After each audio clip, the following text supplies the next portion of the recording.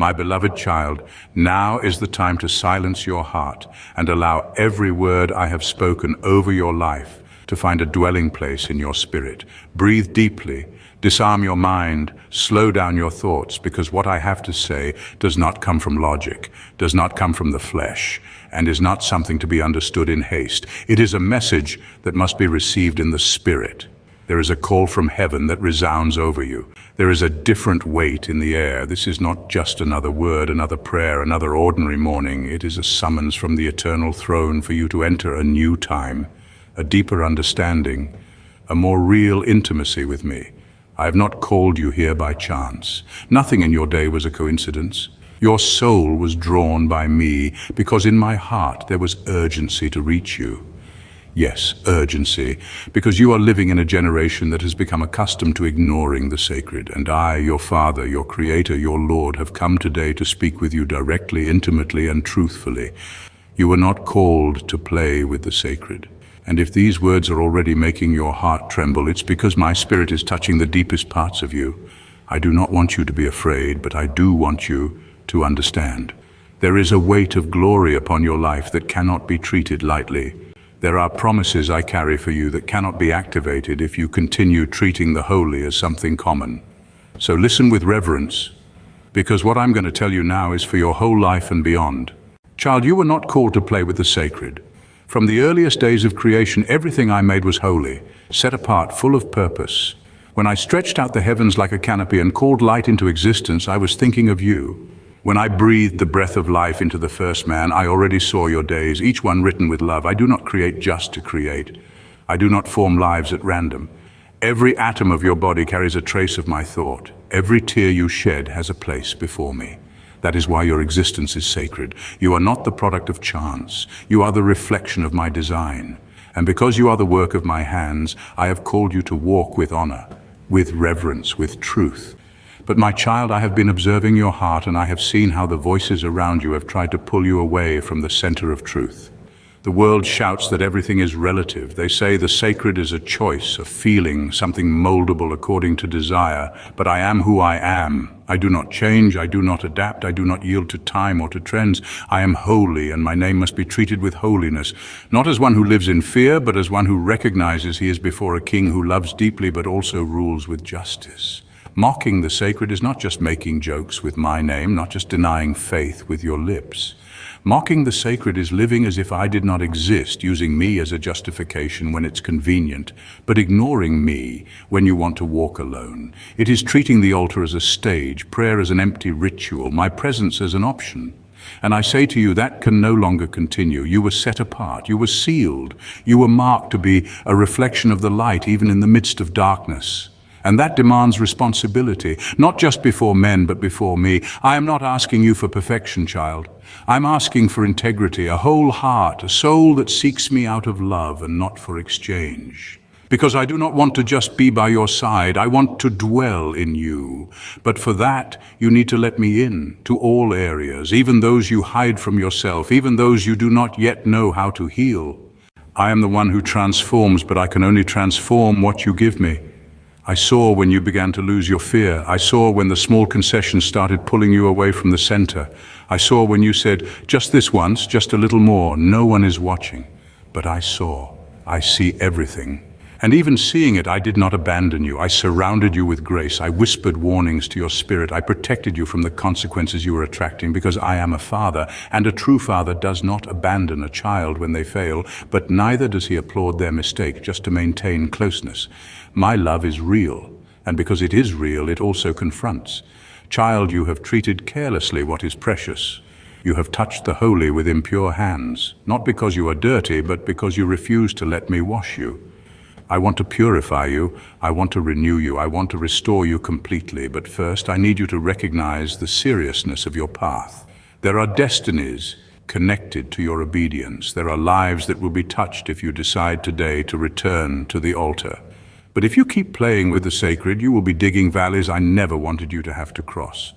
Remember my word when I said, do not be deceived, God is not mocked. For whatever a man sows, that he will also reap. Galatians 6:7. You have sown distraction, apathy, empty religiosity, and the harvest of that is heaviness, confusion, and distance from my fire.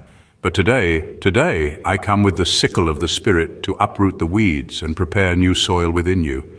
You can still live a new time. You can still choose reverence. You can still seek me with a broken heart.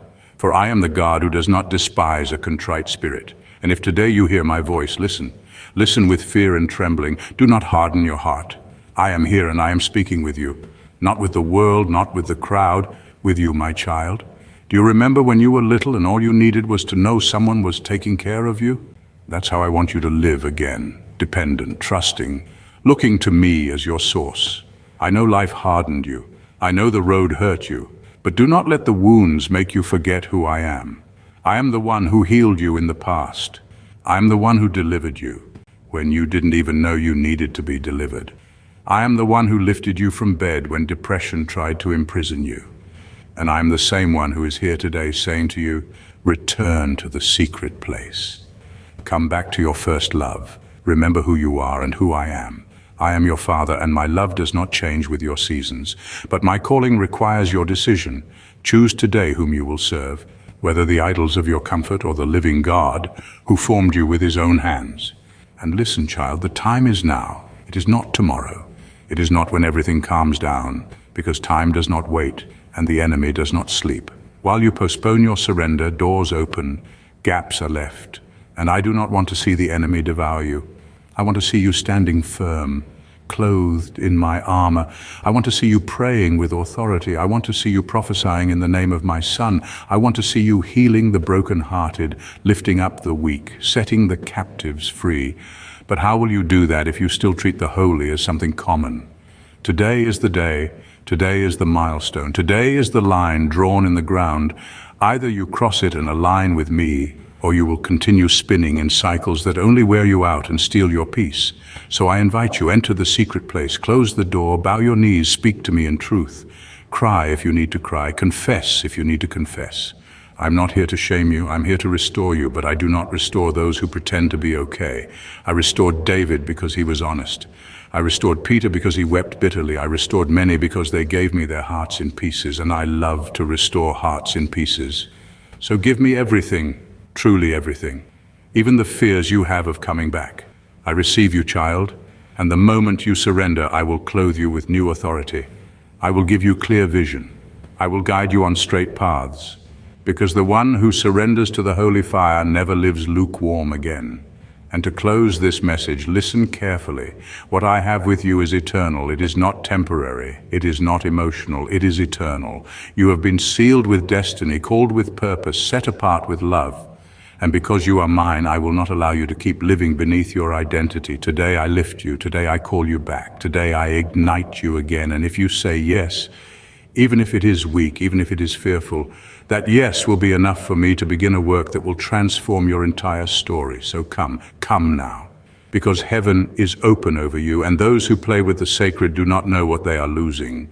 But those who surrender to the sacred discover what it means to live with a heart on fire, a soul at peace, and a spirit aligned with heaven. And as you sit in this quiet moment, I want you to consider something you've often overlooked. What you allow into your soul shapes the way you see me. Your eyes have been adjusting to dim light for too long. You've grown used to shadows, mistaking them for clarity. But I did not design your eyes to survive in twilight. I made them to behold glory. You've been feeding your spirit with diluted truths, little pieces of light wrapped in noise. But now I'm calling you to feast on the fullness of truth. Not the kind that pacifies your fears, but the kind that purifies your motives. I want to strip away the half-truths you've grown comfortable with and teach you to discern again, and not with suspicion, but with spiritual sensitivity. Child, your discernment has been under attack. Not because I stopped speaking, but because you started doubting the sound of my voice. You've let other voices become louder, voices of culture, pressure, performance, but I've never stopped whispering. I've been waiting for you to silence the noise and remember how to recognize me again. Do you remember when you could feel my presence just by hearing a quiet song or reading a few words from me? That was never meant to fade, but the heart grows numb when it's exposed to too much without reflection. You've been receiving without digesting, collecting without applying, hearing without obeying. That's why today I am calling you to slow down, not just in pace, but in posture. Your spiritual posture has become restless, eager for results, but resistant to refining. You want the crown, but you've grown weary of the cross. But I cannot give you the authority of heaven without first forming the humility of Christ in you. There is still a refining fire you must walk through, not because I am cruel, but because what I've placed inside you is too valuable to be left vulnerable. You carry treasure in an earthen vessel, and that vessel must be strengthened, not in pride, but in purity. You've been praying for me to open doors, but I need to strengthen your hands first. What good is a door opened if your character collapses under the weight of what's behind it? I want you to be ready, not just equipped, but rooted in the kind of faith that doesn't flinch when the storm hits. And yes, storms are coming, not because I've left you, but because I'm training you to trust even when the sky goes dark, to obey even when the path disappears. You don't need to see the full way forward. You just need to stay close enough to me that your steps stay sure. Child, there are things I want to show you that can't be received casually. You've asked for revelation, but revelation is not entertainment. It is encounter. It is the piercing light that divides soul from spirit, that confronts the hidden places with my truth. And I want to show you things hidden from the wise, things reserved for the childlike.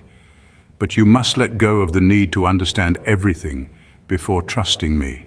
Some of the most precious things I've placed in your spirit will only make sense in hindsight. I see how you've been longing for clarity, but clarity does not always come before obedience. Sometimes I lead by mystery, not to confuse you, but to draw you deeper into communion. What I'm building in you is not a plan to execute, but a heart that can follow me without hesitation. And I know that feels uncomfortable. I know you want the roadmap, but I am not a system to decode. I am a father to walk with. And in this walk, your security will not be found in predictable patterns, but in constant surrender. You've been trying to be strong, but I'm not asking for your strength. I'm asking for your surrender. You've been trying to hold it all together, but I want you to let it fall apart in my hands so I can rebuild it with truth. Let me speak to your inner weariness, the fatigue you don't show, the ache behind your smile. You've been carrying burdens I never asked you to carry. Expectations, performances, identities that were never yours. Lay them down, all of them. They are not serving your destiny, they are suffocating it. There are promises I've placed over your life that are waiting for your alignment. Not just outward obedience, but inner agreement, where your heart, your mind, and your will say yes in unison. That is where power is born. You've been praying for power, but real power flows through yielded hearts. Hearts that don't need the spotlight, don't crave the applause, but burn quietly with my presence, even when no one else is watching. I am raising up a remnant, not the impressive, but the surrendered, not the loud, but the anchored. And you, child, are part of that remnant, but you must choose to live differently. You must choose to be uncomfortable in a world that praises compromise. I'm not calling you to isolation, I'm calling you to distinction, to be in the world, but not of it. To walk with compassion, but also with conviction. To love deeply, but never dilute truth for the sake of being liked.